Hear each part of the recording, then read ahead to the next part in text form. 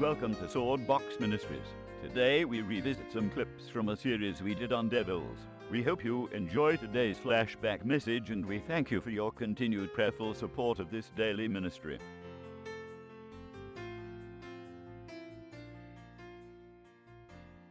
No human has power over a demonic spirit. Just the opposite is true. Nonetheless, these spirits of divination are still very much active today. People curious to experience the spiritual world apart from God, who desire to know the future, but are blindly misled into a world in which they have no control.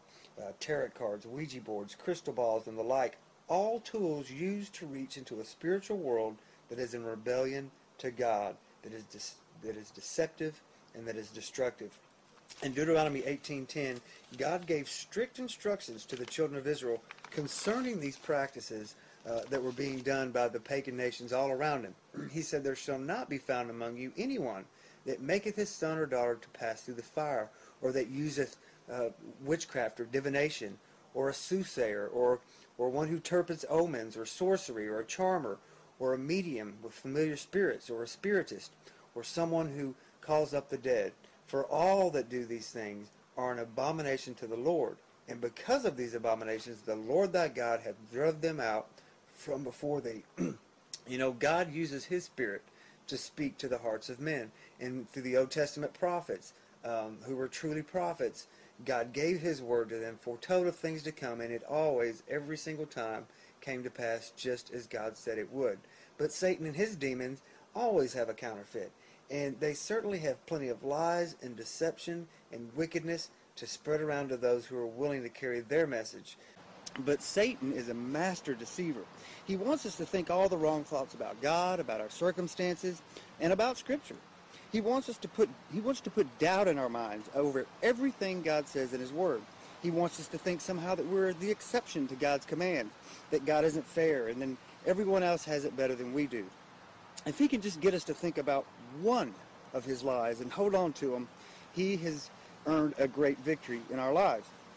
This is why it's so important, as Scripture says, to bring every thought captive to the obedience of Christ in 2 Corinthians 10:5. And we will have great difficulty doing that if we don't know the Word of God. Each time Satan tried to tempt Jesus, Jesus quoted Scripture and Satan was defeated. God's Word must be the guard over all of our thoughts. We cannot control the fact that Satan may put a wicked thought in our minds or tempt us, but we can refuse to allow that thought to stay in our minds, to think about it, and to accept it. Scripture tells us that as a man thinks in his heart, so he is, and that we are to guard our hearts with all diligence, for out of it flow the issues of life. If we can win the battle of the mind, then we can win the battle, and Satan knows it. And the biggest defense we have when Satan starts throwing his fiery darts our way is this shield of faith. In Ephesians 6:16, when the wrong thoughts come in, when temptations come, doubt and fear, when we feel weak and we struggle to keep going, our faith in our Lord will see us through, not because of our great faith, but because of our great God, who upholds those who place their faith in Him. As Christians, we are to seek God one day, one step at a time, and walk by faith.